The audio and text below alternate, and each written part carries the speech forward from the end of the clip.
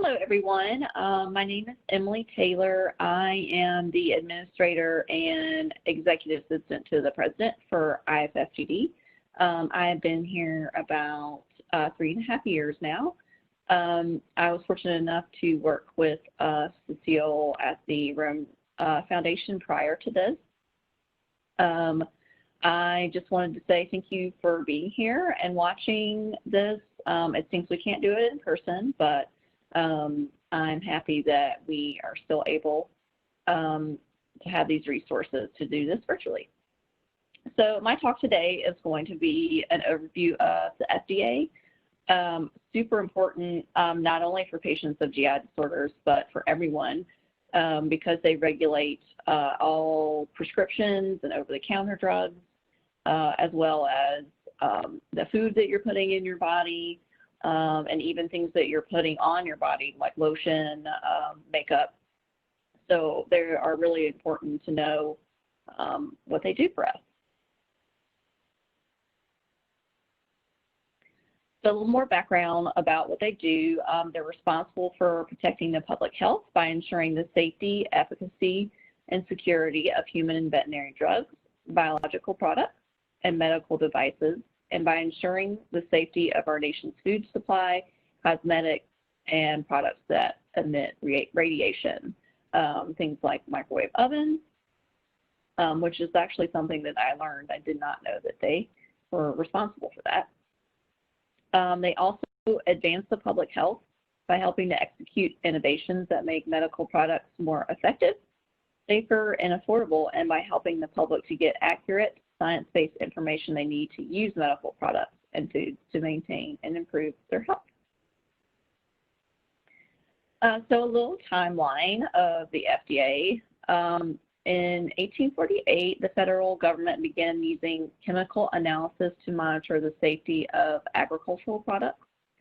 And a couple years later, the Department of Agriculture inherited this responsibility. In 1906, the Pure Food and Drugs Act was passed, which prohibited interstate commerce in adulterated and misbranded food and drugs. And then in 1930, after several name changes, they finally landed on the U.S. Food and Drug Administration. So what do? They assure that foods are safe, wholesome, sanitary, and properly labeled, ensuring that human and veterinary drugs and vaccines and other biological products and medical devices intended for human use are safe and effective. They make sure that the nutrition information listed on the back of your food is correct. And now that, especially to GI patients, it's more than important than ever, especially if you have an allergy to food, that that's all correctly labeled, which is something super important that they do. They protect the public from electronic product radiation, like I mentioned, assure cosmetics and dietary supplements are safe and properly labeled. They regulate tobacco products and advance the public health by helping to speed product innovation. The FDA is an agency within the Department of Health and Human Services, and listed below are 9 center-level organizations, and they also have 13 headquarter offices. So their budget, about 55% of the budget is provided by federal budget, and the remaining is paid for by industry user fees.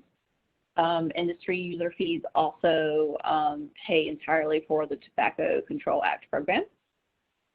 And here is the pie chart that gives you an idea of how those funds are used. You can see a lot of it is used for humans, and quite a bit is used for food, which $3.1 billion sounds like a lot, but as I go on, you'll kind of get an idea of why they need so much money.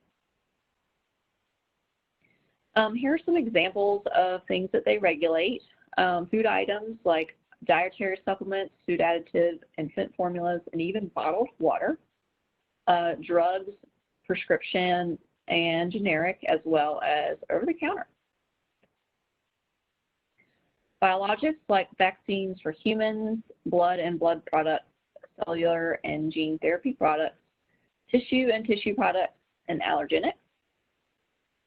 Medical devices from things super simple like tongue depressors and bedpans, all the way to complex technologies like heart pacemakers, dental devices, surgical implants, and prosthetics.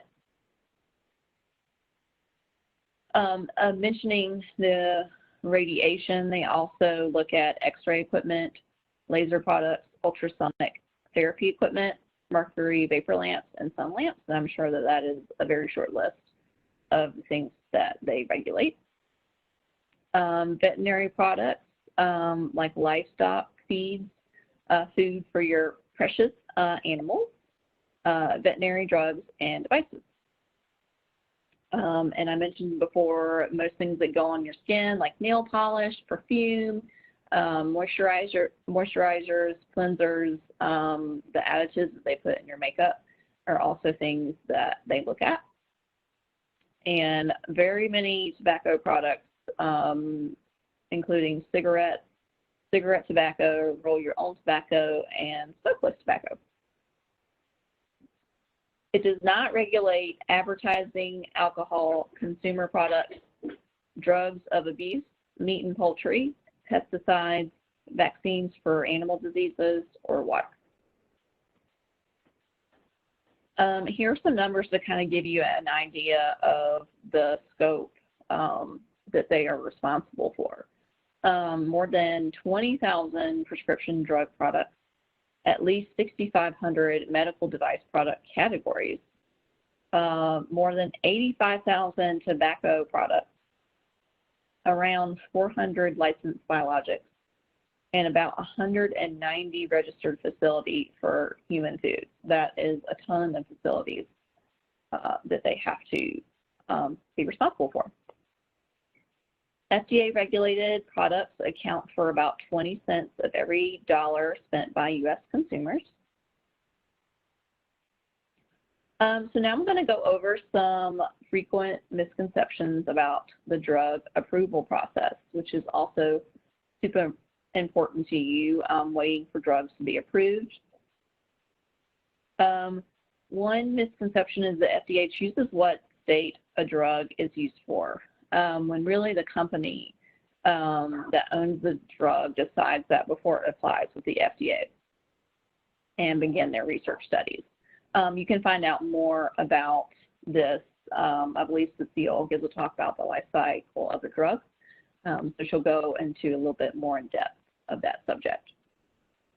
The FDA is not actually in charge of the research. It oversees it to ensure its safety, and it's well done, but they have no control over the actual research.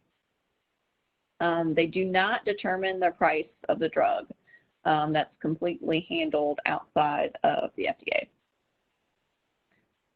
If enrolled in the clinical trial that ends, the FDA will not allow me to continue getting the medication until the drug is approved, which is not true. There's actually several companies that will let you have access to the medication after the trial is over, and that's actually left completely up to them. You can get some assistance with this also, speaking with your healthcare professional, and apply for post-trial access to the medication. So don't let enrolling in a clinical trial scare you away from not having access to the drug afterwards. Another misconception is doctors can only prescribe a drug for a medical indication that has been approved by the FDA. When in reality, doctors can prescribe a drug for an individual patient for any medical problem, as long as they believe it will be beneficial to the patient. But that unfortunately does not mean that insurance will cover it. The FDA seeks physician researcher input, but often they have conflicts of interest. The FDA's decision on research studies and approvals are influenced by pharma money and size. That's not true. Even the small companies are looked at individually and not by how large the company or how much money they make. All right, here is a Did You Know section about the FDA. Again, this is talking a little bit more about their budget and why they need so much. They're responsible for the oversight of more than $2.6 trillion in consumption of food, medical products, and tobacco. They regulate about 77% of the U.S. food supply. This includes everything we eat except for meat, poultry, and some egg products.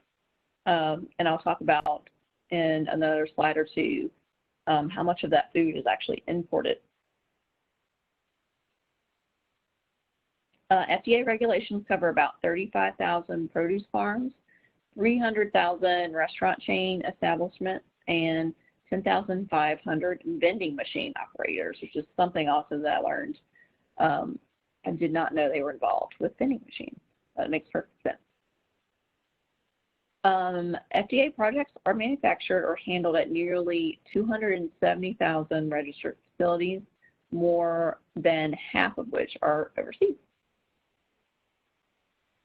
In the U.S., about 53% of fresh fruit, 29% of vegetables, and 93% of seafood consumption by volume are imports. And the FDA budget is equivalent to just under $10 per American per year, which when you think about everything that they regulate and what they're responsible for, seems like a pretty reasonable amount.